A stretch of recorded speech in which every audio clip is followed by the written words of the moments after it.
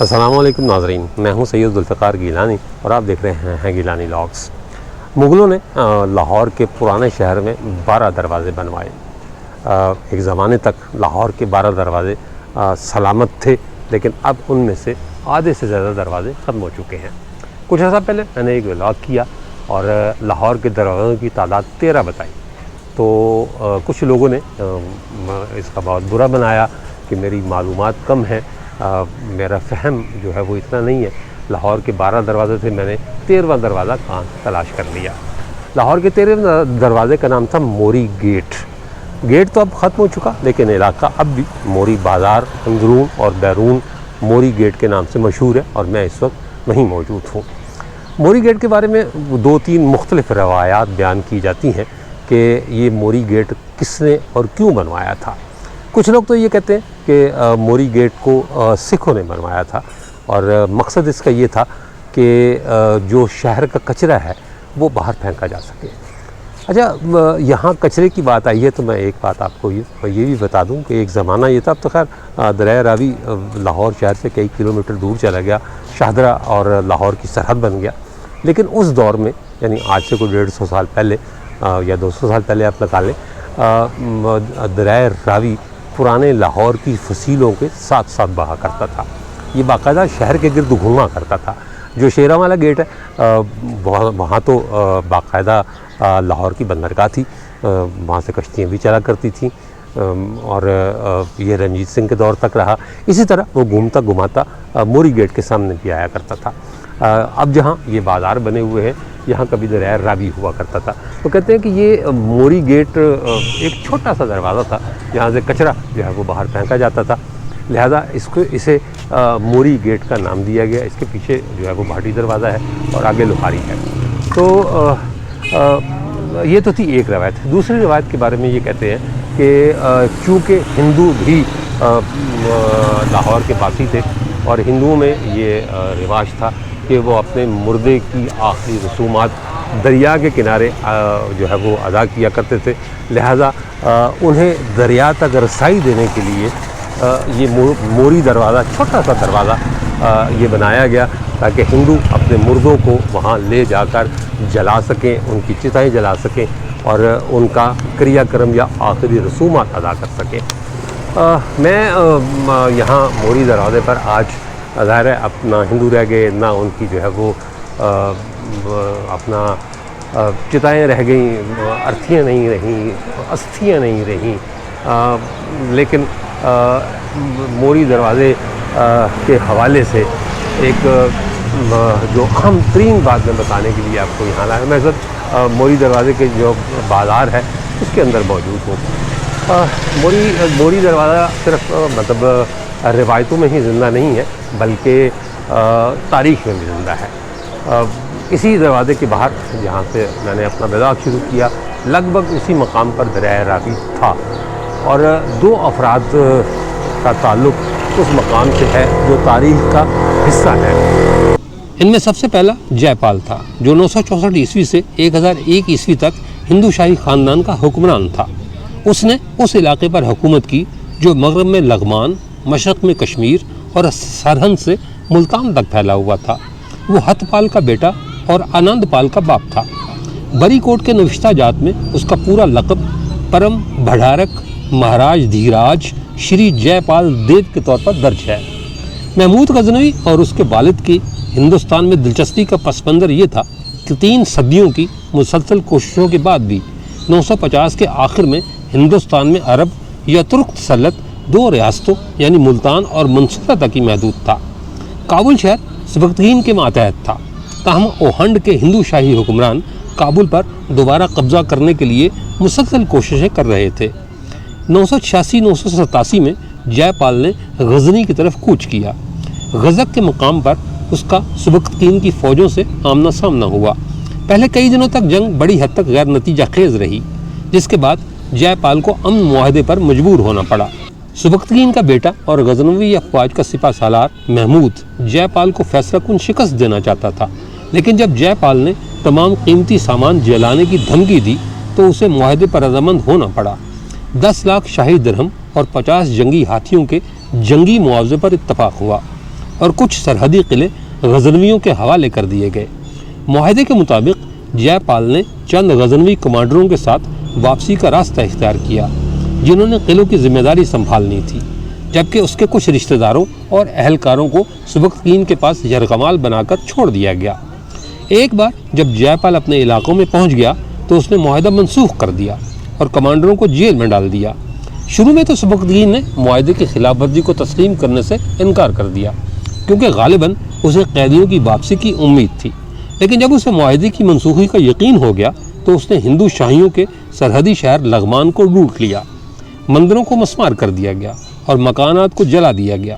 جواب میں جے پال نے مختلف ہندو راجوں سے فوجیں حاصل کیں اور کنڈی کے قریب غزنویوں کے مقابلے پر آیا، لیکن اس بار بھی فتح غزنویوں کا مقدر بنی۔ غزنویوں نے ہر طرف سے حملہ کیا جس سے ہندو شاہیوں کو اپنی عددی برتری کے باوجود پسپا ہونا پڑا۔ ان کی یہ پسپائی دریائے سندھ کے پار تک جاری رہی، جس کی وجہ سے پشاور تک کا پورا علاقہ غزنویوں کے قبضے میں آ گیا۔ سبکتگین نے اس علاقے میں نہ صرف اپنے ٹیکس جمع کرنے والے لوگ متعین کر دیے بلکہ مقامی قبائل کو بھی غزنوی لشکر میں شامل کر لیا۔ تاہم پشاور اور ملحقہ علاقے جلد ہی شاہیوں کے پاس واپس آ گئے۔ 990-91 کے قریب محمود کو اس کے والد سبکتگین نے بغاوت کو ہوا دینے کی بنیاد پر قید کر دیا۔ جے پال نے باپ بیٹے میں درار ڈالنے اور محمود کو اپنے حق میں کرنے کے لیے نہ صرف اسے اپنی بیٹی کا رشتہ دینے کی پیشکش کی بلکہ کافی دولت اور فوجیں دینے کا وعدہ بھی کیا۔ محمود نے اس کا مثبت جواب نہیں دیا بلکہ ہندو شاہیوں کو کتے کافر قرار دیتے ہوئے سبکتگین سے اپنی مکمل وفاداری کا اعلان کر دیا۔ اس نے اپنی رہائی کے بعد پوری قوت سے جے پال پر حملے کا اعلان بھی کیا۔ عین اسی وقت جے پال کو لاہور کے ایک راجہ بھرت نے چیلنج کر دیا جو نندنا، جیلم اور تاکیشور پر قبضہ کرنا چاہتا تھا۔ جے پال نے اپنے بیٹے اور پنجاب کے اس وقت کے گورنر آنند پال کو بھرت کی افواج کو روکنے کا حکم دیا۔ جنگ کے بعد بھرت کو قید کر لیا گیا اور لاہور کا الحاق ہندو شاہیہ سے کر دیا گیا۔ تاہم کہا جاتا ہے کہ لاہور کے کچھ بااثر افراد نے اپنے پرانے بادشاہ کی جان بخشی کی درخواست کی، چنانچہ خراج کی ادائیگی کے بعد بھرت کی جاگیر بحال کر دی گئی۔ تقریباً 1 سال کے بعد بھرت کے بیٹے چندرک نے اپنے باپ کو ہندو شاہیوں کے خلاف منفی مہم چلانے کی بنیاد پر معزول کر دیا، یا آپ کہہ سکتے ہیں کہ الزام کی بنیاد پر معزول کر دیا اور نیا جاگیردار بن گیا۔ اس بغاوت کے 8 سال بعد 998-99 میں راجہ جے پال نے اپنے سابق اتحادی بھرت کی حفاظت کے بہانے لاہور کے خلاف جنگ کا اعلان کیا اور آنند پال کو روانہ کیا۔ چندرک کو سموتلا کے میدان جنگ کے ارد گرد گھات لگا کر گرفتار کر لیا گیا اور لاہور کو شاہیوں نے مستقل اپنی مملکت میں شامل کر لیا۔ مورخین نے خیال ظاہر کیا ہے کہ ہندو شاہی اس طرح سے غزنویوں کے ہاتھوں ہونے والے اپنے نقصانات کو متوازن کرنے کی کوشش کر رہے تھے۔ 998 عیسوی میں محمود نے غزنی کے تخت پر بیٹھتے ہی اپنی مملکت کی سرحدیں وسیع کرنے کے منصوبے پر عمل شروع کر دیا۔ اس کا پہلا نشانہ ہندو شاہی تھے۔ تواریخ میں ہے کہ اس نے کم و بیش ہر سال ہندو شاہیوں کے علاقوں پر حملہ کرنے کا ارادہ کیا۔ اسی سلسلے میں جے پال اپنی زندگی کی آخری جنگ میں 27 ستمبر 1001 کو پشاور کے آس پاس محمود کے مقابلے پر آیا۔ کہتے ہیں کہ جے پال کے پاس 10 لاکھ کی فوج تھی۔ محمود نے ہندو شاہی صوبے برداری کے ایک گورنر ادیرہ افغان کی مدد سے ہندو شاہیوں کو شکست دی۔ محمود غزنوی نے راجہ جے پال اور اس کے 15 رشتہ داروں کو قیدی بنا لیا، جبکہ کہا جاتا ہے کہ جے پال کی 10 لاکھ فوج جب میدان جنگ سے پسپا ہو کر اوہنڈ کی طرف بھاگی تو غزنوی افواج نے دریائے سندھ تک اس کا پیچھا کیا۔ کچھ کو مار دیا گیا جبکہ بچ جانے والوں کو غلام بنا لیا گیا۔ اس جنگ کی تباہ کاریوں نے معاصر تاریخ نگاروں کو حیران کر دیا۔ محمود غزنوی کے قبضے میں آنے والے صرف شاہی ہاروں کی قیمت 60 ملین شاہی درہم سے زیادہ تھی۔ اس جنگ کا نتیجہ یہ نکلا کہ چند مہینوں کے اندر اندر دریائے سندھ کے مغرب کا پورا ہندو شاہی علاقہ محمود غزنوی کے قبضے میں چلا گیا۔ اپریل 1002 میں جے پال کو رہا کر دیا گیا اور محمود واپس غزنی چلا گیا، لیکن مسلم تاریخ نگار اس کی تفصیلات مختلف بیان کرتے ہیں۔ محمود کا ایک درباری شاعر عبدالقاسم حسن عنصری بلخی بیان کرتا ہے کہ اسے غلاموں کی طرح بازار میں بیچا گیا۔ منہاج الدین اور الملک السامی کا کہنا ہے کہ اس کی قیمت 80 درہم یا دینار لگائی گئی۔ الانصاب جیسے دوسرے مورخین کہتے ہیں کہ محمود نے ابتدائی طور پر اس کی معافی کی درخواست مسترد کر دی تھی، لیکن مارچ 1002 کے لگ بھگ 2.5 ملین درہم اور 50 جنگی ہاتھیوں کی ادائیگی کے بدلے میں اسے آزاد کر دیا گیا۔ راجہ جے پال پہلے ہنڈ یا اوہنڈ آیا، اپنے بیٹے آنند پال کے حق میں تخت سے دستبردار ہوا اور پھر لاہور آ گیا۔ اس نے اسی موری گیٹ کے باہر دریائے راوی کے کنارے ایک برگد کے درخت کے نیچے چتا جلوائی اور ایک باغیرت راجپوت ہونے کا ثبوت دیتے ہوئے اس میں کود گیا۔ مورخین نے بعض تضادات کے ساتھ اس کے جواہر یا خود سوزی کا مہینہ مارچ یا اپریل 1002 عیسوی لکھا ہے۔ دوسرا شخص یا دوسرا تاریخی کردار جو موری دروازے کی نظر ہوا وہ جنگجو گکھڑ قبیلے کا حکمران تھا جس کا نام تھا شیخا گکھڑ۔ ویسے تو گکھڑ یہ دعویٰ کرتے ہیں کہ ہم ایران کے بادشاہ کیان کی نسل سے ہیں اور ایران سے آئے تھے اور گکھڑ شاہ ہمارا جد امجد تھا اور اسی مناسبت سے ہم گکھڑ کہلاتے بھی ہیں۔ یہ کسی بھی طور خود کو مقامی قبیلہ کہنے کو تیار نہیں ہے، لیکن یہ بھی ایک حقیقت ہے کہ کچھ مورخین اور محققین گکھڑوں کو بھی راجپوت قبیلہ قرار دیتے ہیں اور کہتے ہیں کہ ان کی جڑیں اس زمین میں بہت قدیم ہیں۔ یعنی وہ یہ تسلیم نہیں کرتے کہ گکھڑ ایران سے آئے تھے اور ایرانی نسل ہیں، بلکہ وہ یہ کہتے ہیں کہ یہ مقامی راجپوت ہے جو بعد میں مسلمان ہوں گے۔ لیکن مجھے اس سے کوئی دلچسپی نہیں کہ گکھڑ جو ہے وہ ایران سے آئے تھے یا مقامی راجپوت قبیلہ تھا جنہوں نے بعد میں اسلام قبول کیا۔ میرا مقصد صرف موری گیٹ کے حوالے سے شیخا گکھڑ کے ساتھ جو سلوک ہوا اس پر روشنی ڈالنا ہے۔ 1395 میں جو گکھڑ ہیں انہوں نے لاہور پر قبضہ کر لیا۔ 1398 میں جب امیر تیمور لاہور پر حملہ آور ہوا تو اس وقت شیخا کی حکومت تھی، یعنی شیخا گکھڑ کی لاہور پر حکومت تھی۔ چنانچہ شیخا گکھڑ نے اپنے بیٹے جسرت کے ساتھ مل کر تیمور کا مقابلہ کرنے کا فیصلہ کیا۔ حالانکہ اسے پتہ تھا کہ شکست ہوگی، لیکن وہ اس کی غیرت یا عزت یا اس کی انا اس بات کو گوارا نہیں کرتی تھی کہ بغیر لڑے ہوئے وہ لاہور تیمور کے حوالے کر دے۔ ہوا وہی، شکست ہوئی دونوں کو، باپ بیٹے کو، شیخا گکھڑ کو اور جسرت کو، اور تیمور جو ہے وہ فتح یاب رہا۔ تیمور لاہور جیت کر اور لاہور کو برباد کرنے کے بعد دہلی چلا گیا تو گکھڑ واپس آ گئے۔ جب تیمور کو یہ پتہ چلا دہلی میں کہ گکھڑ جو ہے وہ انہوں نے نئے سرے سے لاہور پر قبضہ کر لیا ہے تو اس نے اپنے ایک سپہ سالار کو لاہور پر قبضہ کرنے کے لیے بھیجا۔ لڑائی ہوئی اور حیرت انگیز طور پر دونوں باپ بیٹا گرفتار ہو گئے۔ بعد میں تیمور خود لاہور آیا اور موری گیٹ پر راوی کے کنارے شیخا گکھڑ کو اپنے ہاتھوں سے ٹکڑے ٹکڑے کر دیا، اور کہتے ہیں کہ اس کے بعد اس کا سر نیزے پر بلند کیا گیا اور شہر کی گلیوں میں گھمایا گیا، اور پھر کسی ایک دروازے پر، یا ہو سکتا ہے موری گیٹ چونکہ اس زمانے میں تھا، ممکن ہے کہ موری دروازے پر ہی اسے آویزہ کر دیا گیا۔ تاریخ کم از کم جسرت کے انجام کے بارے میں خاموش ہے، کیونکہ اسے قیدی بنا کر سمرقند لے جایا گیا اور پھر اس کے بعد اس کا کیا ہوا کچھ نہیں پتہ۔ موری دروازہ یا موری گیٹ صرف راجہ جے پال اور شیخا گکھڑ کا ہی قاتل نہیں ہے، بلکہ لاہور کا قدیم شہر ایک اور نوجوان کی شہادت کا چشمدید گواہ بھی ہے۔ پنڈی بھٹیاں کا رہنے والا میاں محمد عبداللہ، اس نے اکبر کے خلاف بغاوت کر دی۔ وہی اکبر جسے تاریخ اکبر اعظم کے نام سے جانتی ہے۔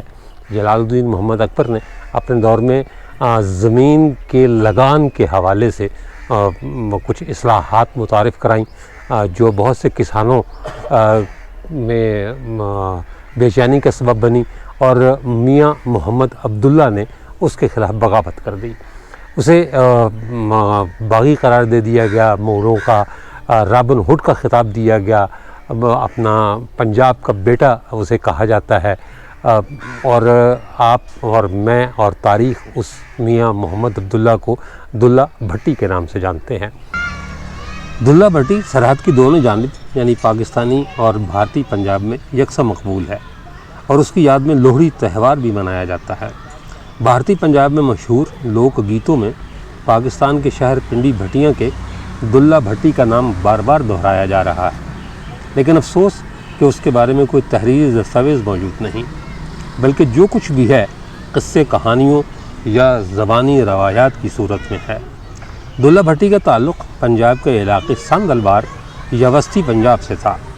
وہ مسلمان جٹ اور زمیندار طبقے کے موروثی مقامی دیہی سرداروں کے خاندان سے تعلق رکھتا تھا۔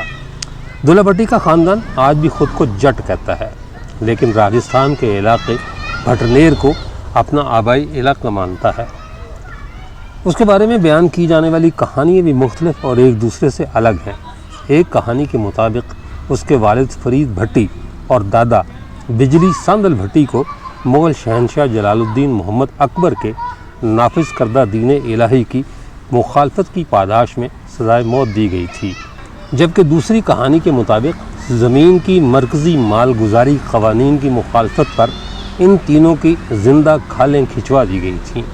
اسی طرح کچھ کہانیوں میں اس کے والد، دادا اور دلہ بھٹی کی ایک ساتھ موت کا ذکر ہے، تو دوسری جانب یہ بھی کہا جاتا ہے کہ دلہ بھٹی کی پیدائش اپنے والد کی وفات کے 12 دن بعد ہوئی، جبکہ اس کی والدہ کا نام لدی تھا۔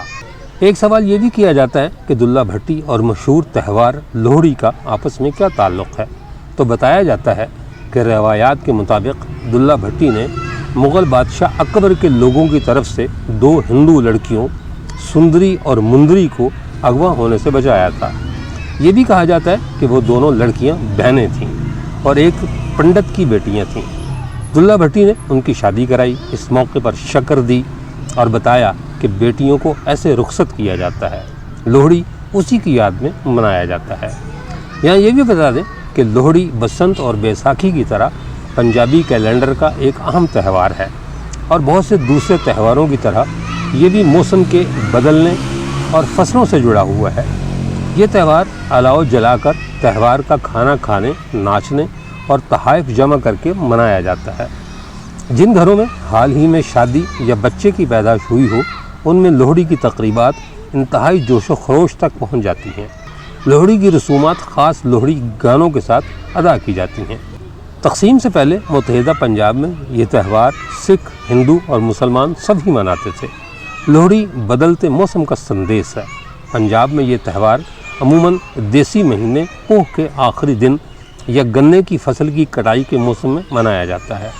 لوہڑی سے ایک گیت بطور خاص جڑا ہوتا ہے، اور وہ ہے دلہ بھٹی کا گیت، جس سے محسوس ہوتا ہے کہ جیسے لوہڑی کا تہوار دلہ بھٹی کے نام کے بغیر ادھورا ہے۔ سندر مندریے ہو تیرا کون بچارا ہو، دلہ بھٹی والا ہو، دلے نے دھی ویائی ہو، شیر شکر پائی ہو۔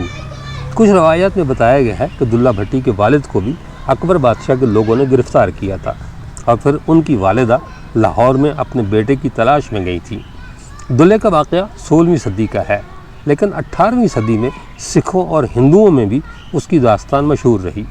اسی طرح جب 19ویں صدی میں پنجاب میں نہری نظام آیا تو پھر سے دلے کی کہانی جاگ اٹھی، لیکن یہ تاریخ کے بجائے لوک گیتوں تک ہی مشہور رہی۔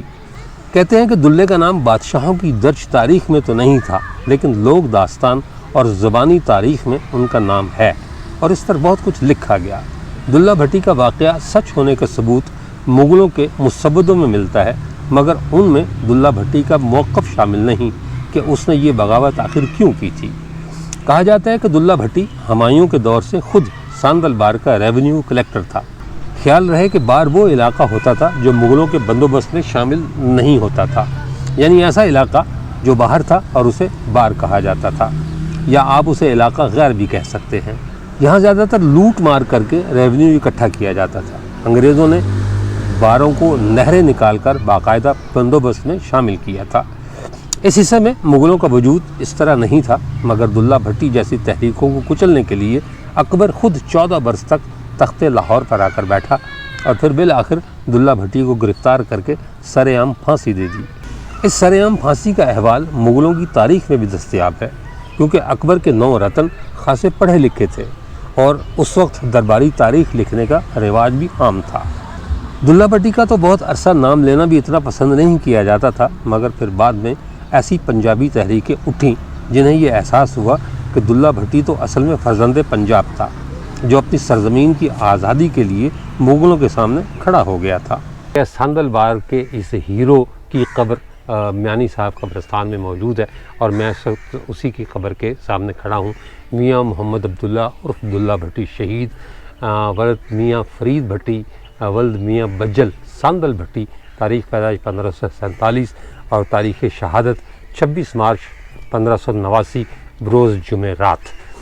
کہا یہ جاتا ہے کہ جب مغلوں نے عبداللہ بھٹی کو یا میاں محمد عبداللہ کو گرفتار کیا تو اپنا میاں عبداللہ یعنی عبداللہ کو، اس کے والد کو اور اس کے دادا کو اس کی کھال کھینچ لی گئی، ان تینوں کی، اور انہیں جو ہے وہ اپنا زندہ کھال کھینچنے کے بعد پھانسی پر لٹکا دیا گیا۔ اور یہ پھانسی گھاٹ اسی موری گیٹ سے تھوڑا سا آگے مسجد مریم زمانی جو اکبر کی بیوی کے نام پر بنی ہوئی مسجد ہے، جہانگیر کی ماں، اس مسجد کے سامنے باقاعدہ تختے گاڑ کر اور لکڑیوں کی ایک پھانسی بنا کر ان کی بغیر جلد کی لاشوں کو پھانسی دے دی گئی۔ اس کا مطلب یہ ہوا کہ پرانا لاہور یعنی والڈ سٹی آف لاہور یا موری گیٹ صرف ان دو تاریخی کرداروں کا ہی مقتل نہیں ہے، بلکہ اس دروازے نے اور اس شہر نے ایک تیسرے ہیرو کی شہادت بھی دیکھی۔ موری گیٹ کے باہر یا اس کے آس پاس اپنی جان قربان کرنے والے کرداروں سے تاریخ اچھی طرح واقف ہے، لیکن ہم اتنے بے حس ہیں کہ ہم نے ان تینوں میں سے کسی کا نام یعنی عبداللہ بھٹی ہو، شیخا گکھڑ ہو یا راجہ جے پال ہو، ان میں سے تینوں کا نام کسی دیوار پر یا کسی تختی پر بھی لکھنا گوارا نہیں کیا، جو ہماری روایتی بے حسی کی ایک مثال ہے۔ عبداللہ بھٹی تو چلیں یہاں اس قبر میں دفن ہے، مطلب اس کی کوئی نشانی موجود ہے، لیکن جے پال تو چتا میں جل کر راکھ ہو گیا اور اس کی راکھ کو شاید دریا رابی میں بہا دیا گیا تھا۔ اسی طرح شیخا گکھڑ کے بارے میں کچھ پتہ نہیں کہ شیخا گکھڑ اس کا انجام کیا ہوا، مطلب اس کی لاش کا انجام کیا ہوا، تو کم از کم کوئی تختی لکھ کر موری گیٹ کے آس پاس یا مسجد مریم زمانی کے آس پاس نصب کر دی جائے اور بتا دیا جائے کہ یہ شیخا گکھڑ کون تھا، راجہ جے پال کون تھا۔ مان لیا کہ اس نے محمود غزنوی کے ساتھ لڑائی لڑی اور وہ دشمن تھا، جانی دشمن تھا مسلمانوں کا، لیکن بہرحال وہ اس زمین کا بیٹا تھا، یہاں کا کردار تھا، اور اسے اگر آپ خراج تحسین پیش نہیں کر سکتے تو کم از کم اسے اپنا ضرور سکتے ہیں، یہ ضرور لکھ کر لگا سکتے ہیں کہ راجہ جے پال نے یہاں خودکشی کی، یعنی خود کو جلا لیا۔ اسی طرح شیخا گکھڑ اور یہی صورت عبداللہ بھٹی کے ساتھ ہے۔ شاہ حسین جنہیں پنجاب کا متنازع صوفی شاعر کہا جاتا ہے، وہ عبداللہ بھٹی کے بارے میں لکھتے ہیں کہ پنجاب کا بقول ان کے کہ عبداللہ بھٹی یہ کہا کرتا تھا کہ پنجاب کا کوئی باعزت یا باغیرت بیٹا پنجاب کی مٹی کو نہیں بیچ سکتا۔ مٹی بکی یا نہیں بکی، اکبر جو ہے وہ سلامت رہا۔ اکبر نے اس کے بعد بھی کئی سال اس مملکت پر، ہندوستان پر حکومت کی۔ اکبر کو بھی لوگ جانتے ہیں، لیکن عبداللہ بھٹی نے اپنے مقصد کی خاطر جان دے کر شہادت کا رتبہ حاصل کیا اور ہمیشہ کے لیے امر ہو گیا۔ تو آئیے سلام کریں ان شہداء کو۔ بے شک راجہ جے پال ہندو تھا، شیخا گکھڑ مسلمان تھا اور عبداللہ بھٹی بھی مسلمان تھا، لیکن میرا خیال ہے کہ جو لوگ اپنے وطن پر، اپنی غیرت پر مر مٹتے ہیں، انہیں ہمارا سلام بنتا ہے بلا رنگ و نسل اور مذہب کے۔ اس کے ساتھ ہی اجازت دیجیے، انشاءاللہ تعالی اگلے ولاگ میں دوبارہ ملاقات ہوگی، تب تک کے لیے اللہ حافظ۔